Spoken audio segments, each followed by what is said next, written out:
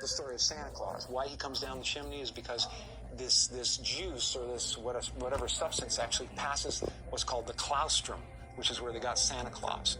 So it goes down the chimney and back up the chimney. The claustrum is a little closet just below the cerebrum where all the cerebrospinal fluids, i.e. chrism, is produced. It's called the Holy or the Santa Claustrum. So Santa Claus is in your head. At the North Pole, well obviously this is the North Pole, this point here in acupuncture is called Polaris, the North Pole. The Chinese know this, and this is the dome of heaven. The claustrum, which is here, the Santa Claustrum, it releases oils which go down the chimney, down to the solar plexus, or the sacral plexus. Inside our head, in the skull, we have the cerebrum, and there's a special part in it called the claustrum.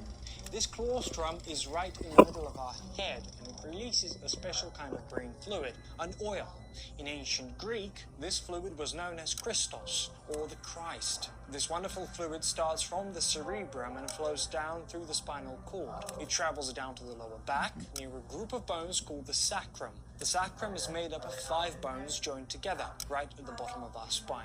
Below the sacrum is the coccyx, the very end of the spinal column. Close to the sacrum, there's a network of nerves called the sacral plexus. The oil from the cerebrum goes all the way down to this lower part of the spine. The claustrum is also called the holy claustrum because of this special oil, this crystal-like substance it creates. The word sacred is thought to come from secretion because this secretion is a hidden thing, and the sacrum is the sacred part of the secret. As this secretion travels down the spinal cord to the sacrum, we see the amazing design of our body. The spinal cord is really an extension of the brain, and it helps with thinking too. Now, about the holy claustrum, it's also called the Santa Claus drum.